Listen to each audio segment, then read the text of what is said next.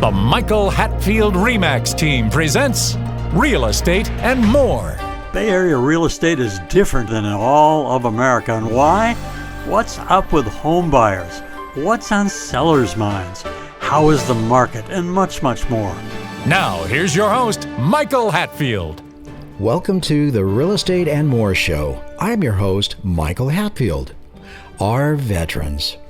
This show honors the men and women in uniform who serve or have served our great country in our armed forces.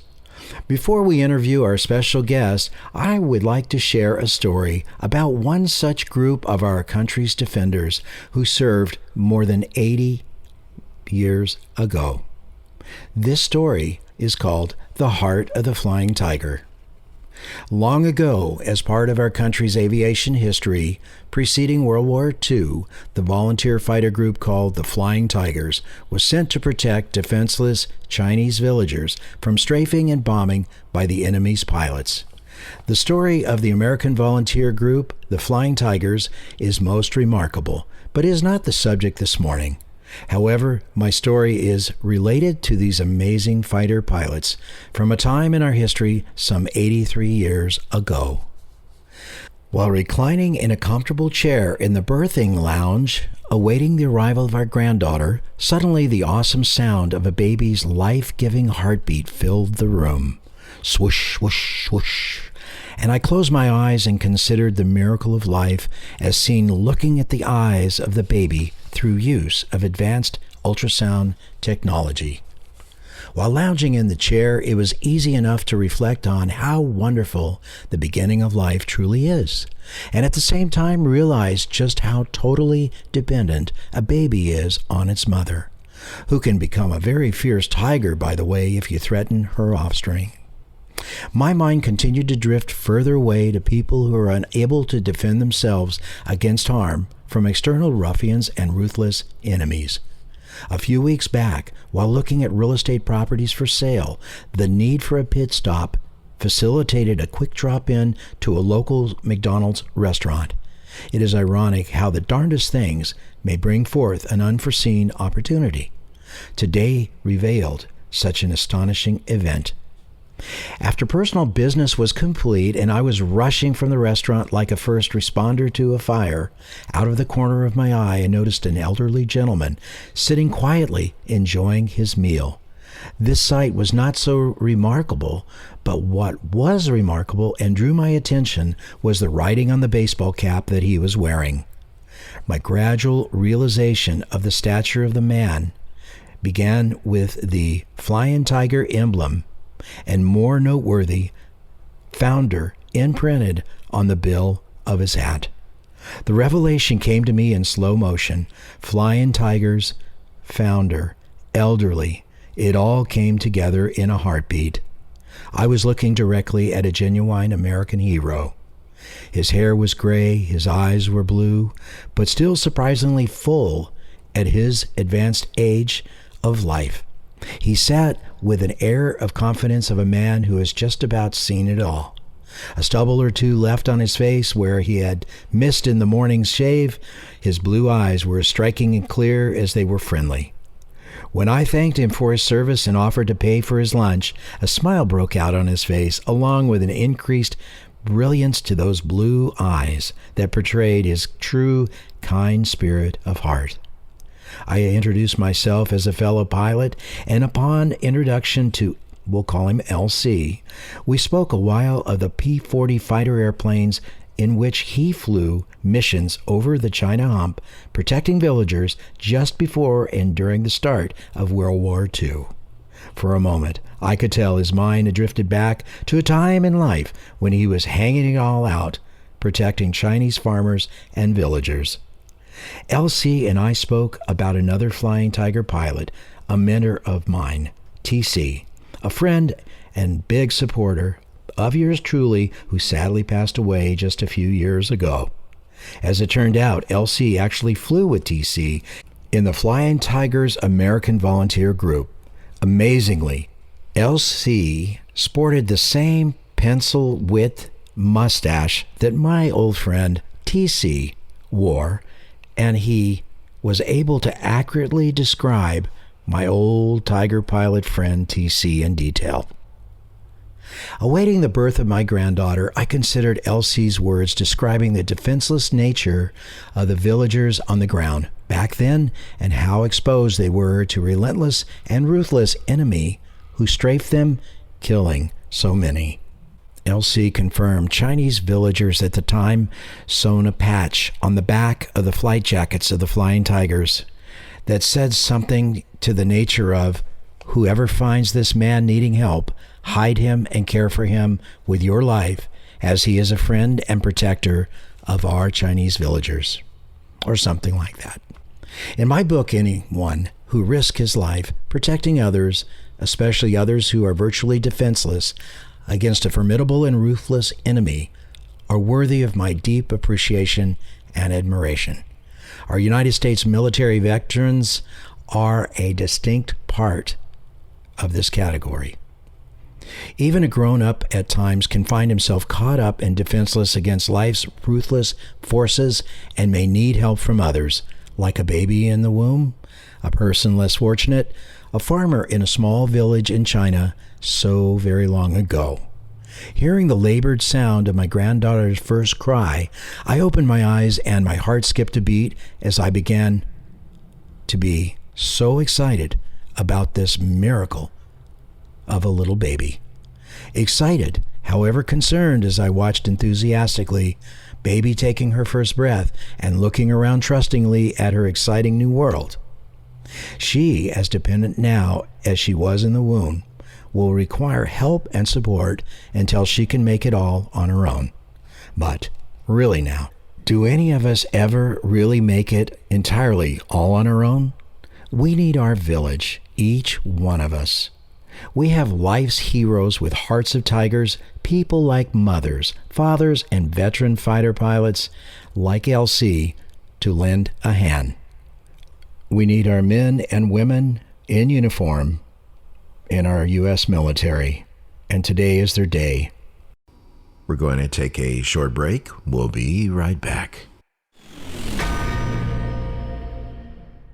Welcome to the Real Estate Minute with RE/MAX expert Michael Hatfield. Michael, why choose an experienced agent? Complex issues arise in a home buy or sell. Your agent guides you through issues in multiple offer situations, first-time home buyer needs, problems with inspections, financing, and escrow. Experienced agents sort and then solve problems. Do agents work differently now than in prior years? Buyers used to go to an office, thumb through a book, see pictures, then decide which homes to see. Nowadays, buyers identify properties themselves online so today's agent can focus on more critical priorities. How do you help clients, Michael? We work with investment properties, multiple offers, first-time home buyers, sellers, 1031 tax exchanges, and relocations. Experience is pivotal. Call 925-322-7775 now to schedule an appointment or complimentary home analysis. Call the Michael Hatfield RE/MAX team at 925-322-7775 or go to michaelhatfieldhomes.com. Now, back to our show. Well, welcome back to the Real Estate and More show. I'm Michael Hatfield. We value our veterans. No show about veterans can be complete without talking with one.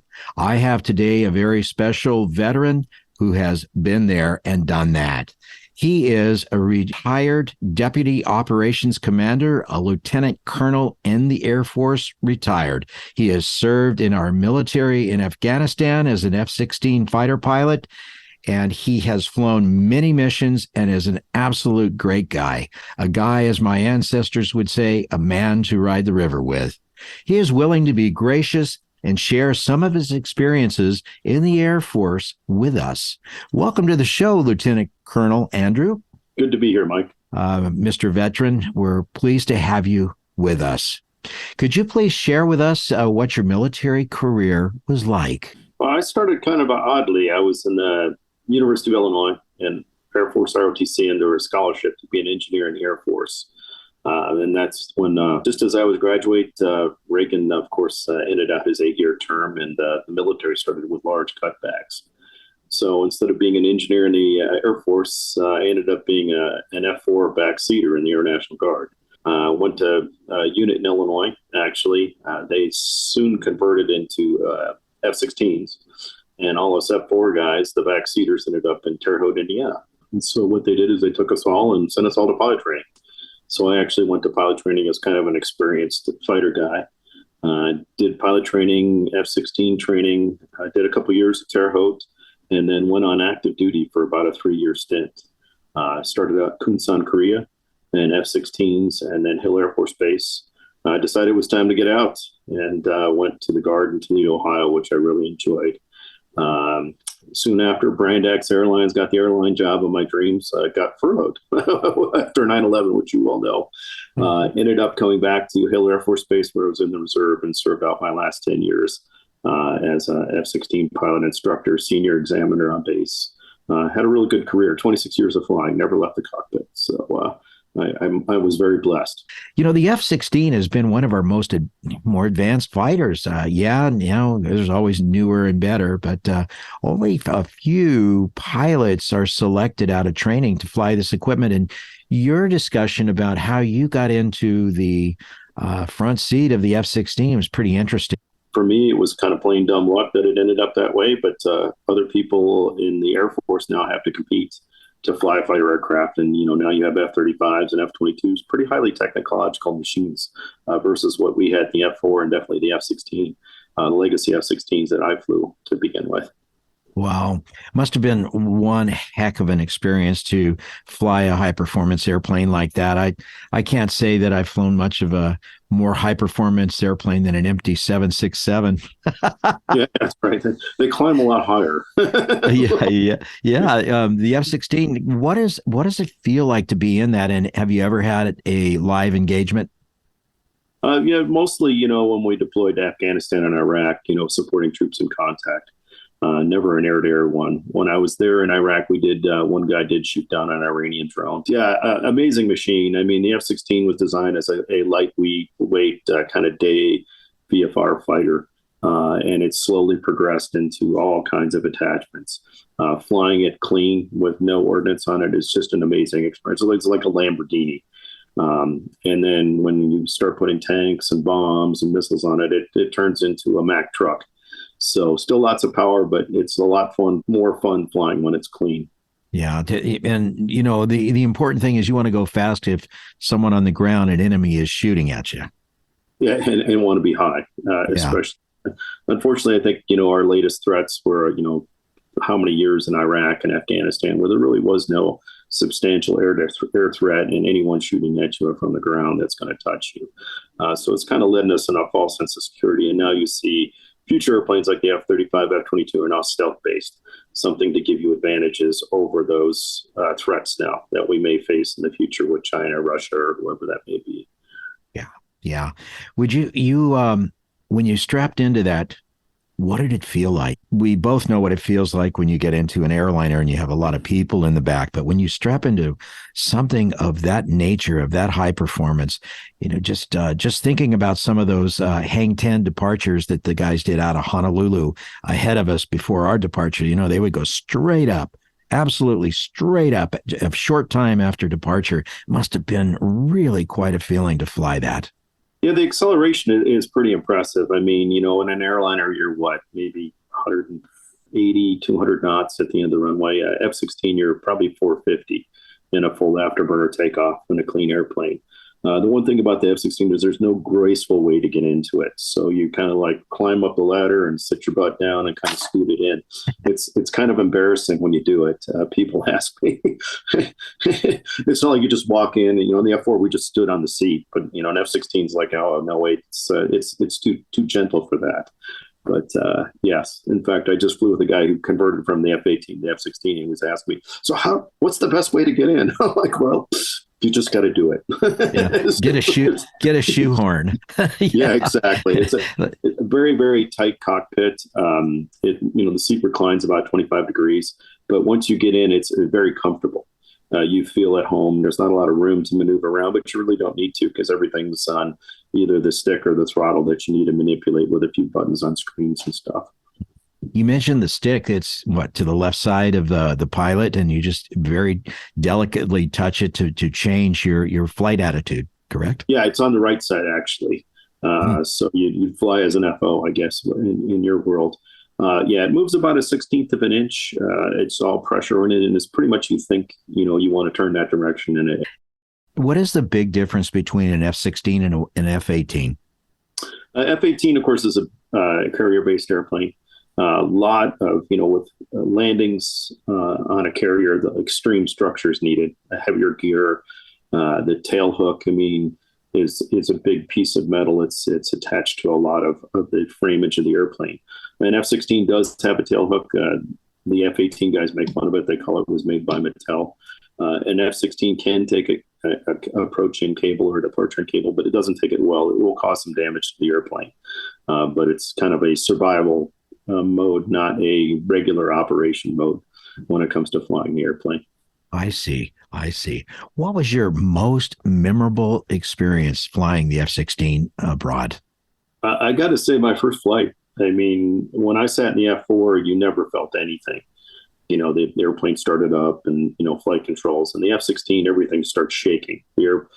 As the motor starts spinning, the hydraulics come alive and the flight controls start banging around. And you're taxiing along and you can see the wing bouncing up and down. You're like, wow. Is this thing really going to work? And then you take off and you're like, you ratchet with the stick once and you're like, this is awesome. This thing is made for flying. I can only imagine. Now, so your support crew, my brother was in the Air Force, and he years and years ago, and he was stationed in Japan, and he was always kind of a little bit of a hellraiser, pardon the word. Yeah. And he had worked on an airplane as a mechanic, and the pilot came out and he said, "Airman, is this airplane ready to fly?" And my brother said yes, and he said, "Would you bet your life on it?" And my brother responded and said, "No, I'm going to bet yours." I think he lost. I think he lost a stripe over that one. But tell us about your ground support crew and the guys and the ladies that helped with that. It's amazing, seeing the people working on those airplanes. As a pilot, you see the end product. But some of the young airmen and senior airmen and senior people that I knew, especially in the reserve and guard, were just awesome. In fact, we had a pilot in Toledo, female, and she was an ex-crew chief and then became a pilot. And she was just outstanding to go cross country with and take the airplane places, because you'd be like looking at this leak and go, "Hey, is this supposed to leak?" And she'd go, "Oh yeah, no problem." She'd wipe it, clean it. She'd do the forms, fuel the airplane. It was really impressive.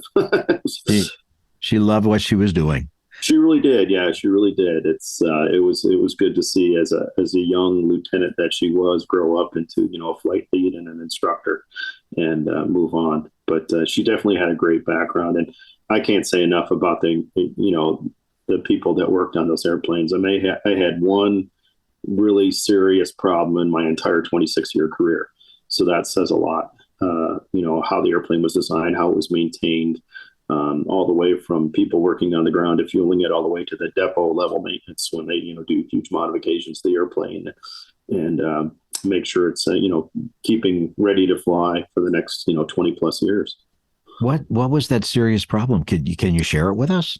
Yeah, I was, a great sunny fall day, get a call. "Hey, we need someone to fly with this young guy." Look out for those great sunny days. Yeah, they're great deal. Yeah. And so go to the range, really sharp young wingman. He's going through his qualification program. We come back to the pattern and do a couple pattern works. I put the gear down, and it's kind of like an airliner. You get light in the handle comes on, and the light in the handle goes off when the gear's down, and along with indications. So I put the gear down, and I get a nose, a left main, no right main light, and there's a light in the handle, which indicates that the gear is not down and locked by two systems. And so I've got about 20 minutes of fuel to figure out what we're going to do with this. And so we have a 1-800 number to Lockheed. And there's a guy on the ground that I'm talking to, and he's talking to the engineers at Lockheed going, "Hey, here's this problem. What do we do with it?" And I'm following the checklist. And basically the checklist says you're going to take a approach-in cable. And if conditions aren't good to land, or you have some doubts or a high crosswind, it's go out to the controlled bailout area and inject out of the airplane. So it's like, okay, that's great. So I end up by taking the approach and cable, the gear ends up collapsing immediately after I take it, as soon as I land. Of course, I come to a stop. The airplane is maybe about 2 inches from the edge of the runway. And I open the canopy and I, as fast as I can, to the nearest fireman, who just grabs me and throws me in the fire truck. It ends up being a maintenance issue with the airplane. The gear had been misrigged during some time in its career, and I was the lucky guy when the bolt broke after so many, I believe it was 7 years ago, it had been rigged. So for 7 years, it was always stretching this bolt. I got lucky enough to fly that 7 year and 1 day sortie to get it to break. And the good thing about the F-16 is it knew if you did eject what your situation was. Were you low altitude on the ground? Were you high altitude? Were you very fast and low? And it would change the modes to better suit you as far as opening shocks and whether you needed to shoot right away or if you had to wait till you got to a lower altitude. Tell me about the actual camaraderie that you had with people that were deployed and working together in the same operation. I mean, isn't that really something that we remember? I know, retired from the airline business, I miss the people, something fierce. I do too. Especially after 26 years, I really, really enjoyed my last assignment as a reservist, where we were in active duty squadrons flying with young people again. As a traditional reservist, you're flying around with a bunch of lieutenant colonels that don't listen. They're grumpy old men. But flying with the young folks is just awesome. Guys and gals, I'm really, really impressed. I mean, from where I was as a young person to where they are now is just leaps and bounds when it comes to the technology advance, what they know, how they act. I find it actually really frustrating.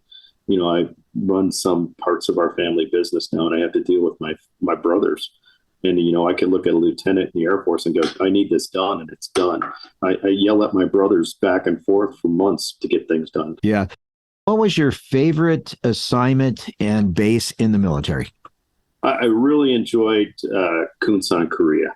So Kunsan is on the west side of Korea, right along the shore. I took it. It's a 1 year remote assignment where your family doesn't come. My wife's father at the time did live in Korea, so we spent about 6 months together.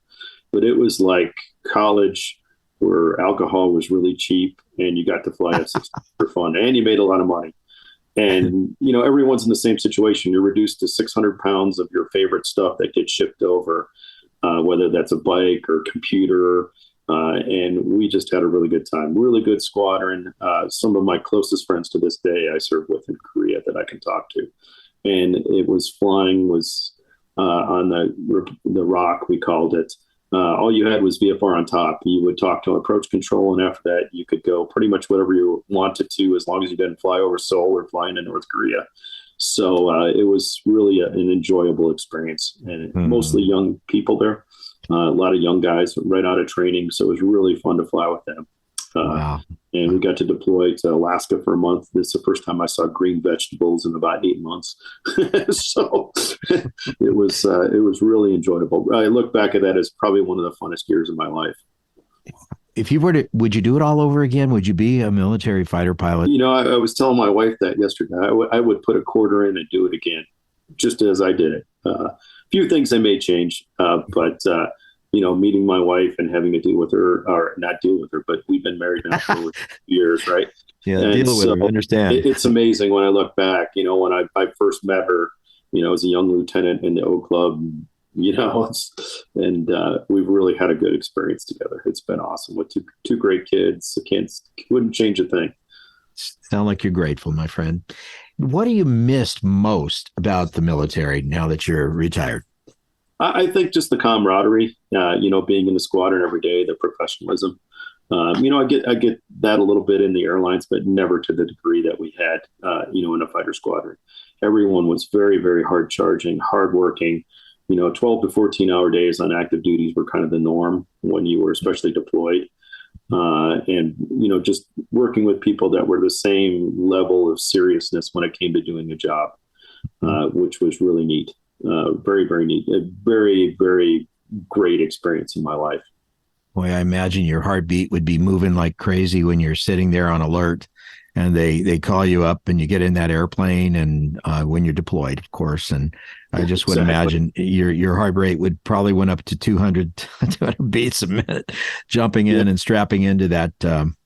Well, it was amazing. Like in Afghanistan, the Army guys that we supported at one time showed up in the squadron to talk to us, and they thought we were like rock stars.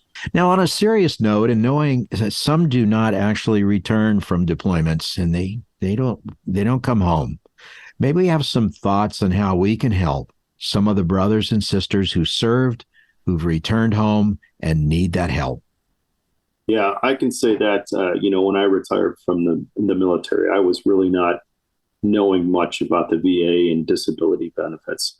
Since then, I have got an education on it and used that to help other people, Vietnam vets especially. And I can't say enough for veterans to go to the VA. I mean, we've all got hearing issues. Us fighter pilots got back, neck issues. To file with the VA, and there's lots of help out there. I mean, my state right now, Utah, has state employees that will literally help you fill out the forms, help you get your medical records to send that stuff in. And the disability benefits are pretty significant. A friend of mine that was a VA vet, a Vietnam vet, I work with him. When he started out, he had no disability whatsoever. And after we got done filing and all the admin stuff the Air Force taught me to do, now applying to the VA, about 3 months ago, we got him to 100% disability, which was well-deserved for his Agent Orange exposure. Oh. And it changed his life, absolutely changed his life. And just seeing that, and people are like, you should do this as a business, you should charge people. Absolutely not. Just to see people change and that rewarding thing is well worth it to me, much more than money could ever buy. I just so happy that you have taken the time to share with us and our listeners today. Thank you so much, Lieutenant Colonel Andrew, USAF retired. I have a deep and personal appreciation for the men and women who serve and have served. Thank you, all of you, for being part of what makes this country great. And thank you, Lieutenant Colonel Andrew, for being on the show today. Our time honoring our men and women in uniform has been very special. From the story of the Flying Tiger, and most especially our time with Lieutenant Colonel Andrew, it's time for a short break. You've been listening to Real Estate and More, interesting people, topics of the day, and of course, real estate. You can listen to archived Real Estate and More shows by going to michaelhatfieldhomes.com/radio. That's michaelhatfieldhomes.com/radio. I'm your host, Michael Hatfield. We'll be back shortly with our next special guest. Stay tuned.